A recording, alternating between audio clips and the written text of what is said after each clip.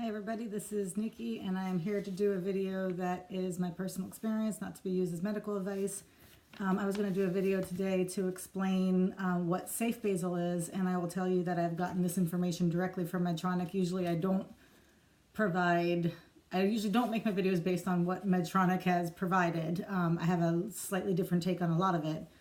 A really different take on a lot of it, but in this case, it's what I have, and safe basal seems to be very difficult to pin down without some kind of definition. So this is some kind of definition. Before I start, I had a quick little announcement, and that is Carolyn Maginot, Maginot, I don't know how you pronounce your name. I just wanted to say that if for some odd reason you were watching this video, you tried to come into my Facebook group the other day and I accidentally hit decline, and it doesn't ask you to confirm. You just hit it one time and that person's gone, and I've been feeling bad for like 3 days. So if you happen to be a viewer, then please come back in, and that's that. Okay, so I have here, it is a Medtronic document. It is these documents, including the last 5 video series that I did, including BG requests and calibration exercise tips. These are all provided from Medtronic to Medtronic trainers to help people. I have a friend who she and I, share a lot of stuff, and so she shared these with me, and I'm going to share it with you. Okay, so basically what safe basal is, and I'll start off by showing you what it looks like. This one is safe basal, this one is auto mode. So if you see your blue shield, that means you're in auto. If you see this gray, white, however you would describe it, then you are in safe basal. It says here that safe basal is a subset of SmartGuard auto mode, in which the algorithm is not dynamically adjusting insulin every 5 minutes based on the sensor glucose value, but rather it is using a fixed basal rate that it has determined to be safe for that patient for now. Based on historical insulin delivery. So it is different from auto mode in that it's not making decisions on what to deliver every 5 minutes based on that dynamic, it's not dynamically administering. It's locking you into a certain percentage. And actually somewhere I read, they mentioned 75%, but I don't really think that's accurate either. But basically they're locking you into what they consider a safe delivery for you at this point. It says here, as educators, you do not know what that fixed basal rate is, as it will change daily based on the patient's insulin delivery history. You can tell that you're in safe basal by that gray colored shield or the white shield. You may also have a banner across the home screen indicating that you need to check your BG in order to restart auto mode, auto basal, it says.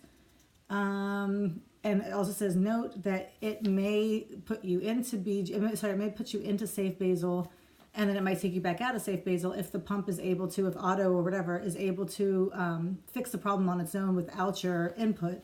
You can enter safe basal and then go back to auto mode without having to do anything. And I think that really does happen time to time. What else? And without ever being alerted of it. Okay. So here is the big one. Why does safe basal occur? Anytime the algorithm needs more information from the patient in order to dynamically adjust insulin in auto mode, it will put the patient into safe basal. The information it needs is a blood glucose in the form of a finger stick from the patient's meter. Some common reasons a patient will be sent to safe basal are, number 1, your sensor glucose is not available. It says that either A, your pump and transmitter are too far away, B, your sensor calibration has expired, has gone beyond that 12-hour limit. C, your warm-up period after your sensor change. So basically you're outside of your warm-up period and you haven't put in your BG yet. So that means your sensor glucose is not available. I also think that it can happen, and maybe I'm wrong, but I also think that that's what a lot of people talk about, compression. So maybe if you're laying on your sensor overnight and it loses that signal, I think that might also be another time. Number 2, your difference in BG and SG is greater than 35%. This is such a key part of getting your pump to accept your BGs and even your calibrations. And there's very little mention of it throughout their documents. I don't really understand why, but here it is. And what they're saying is that if the BG that you enter is outside of 35% of your SG, it will put you into safe basal. Again, they say the remedy is to wait 30 to 40 minutes. I personally think that the remedy is also just to give it a number within that 35%. And I'm not talking anything crazy. I don't do crazy things with my pump, but if the number I'm giving it is a 108 and that's outside of 35%, but a 106 is within it, then that's not crazy in my book. This is not medical advice, but we know this. That was number 2. Number 3, auto mode minimum delivery is greater than 2.5 hours. And number 4 is auto mode maximum delivery greater than 4 hours. So basically you're in safe basal because your sensor glucose isn't available, because your difference in BG and SG is greater than 35%, or because you've reached 2.5 hours of minimum delivery or 4 hours of maximum delivery. How does a patient re-enter auto basal? Safe basal can last as long as 90 minutes or as little time as it takes for that patient to check their BG and confirm that value in the pump. So once you're in safe basal, assuming the pump hasn't corrected the problem on its own, you can remain in safe basal for up to 90 minutes. If you remedy it, then you're good. You go back to auto mode. If you do not, within that 90 minutes, you're going to be put back into manual mode.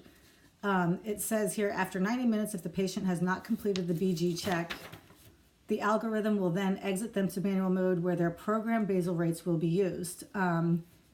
And this is what is important to them to mention. This is why it is important to keep their manual mode settings up to date, even if they have been in auto mode for more than 90% of the time. So yeah, that's important. Yes, I think that manual mode settings need to be up to date. I also think that it's important to say here that if you re-enter manual mode through safe basal, you are re-entering manual mode without any suspends on.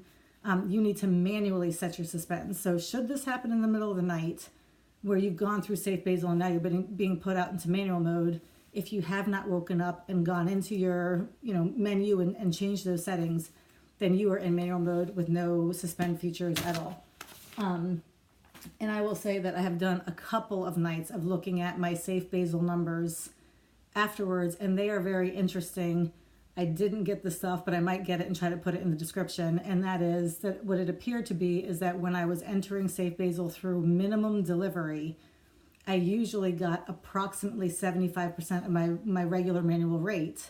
When I entered safe basal through maximum delivery, it seems that I get closer to 25% of my regular manual rate. If that is correct, then it would kind of make sense that maybe they're trying to offset. But that's it, and that is not official information. That's not in their thing, and it would require me being in auto mode, which I'm not really. So I don't know if I'll ever gather that information. Anyway, that's it. Thank you very much for watching, and I hope you have a great day. Bye.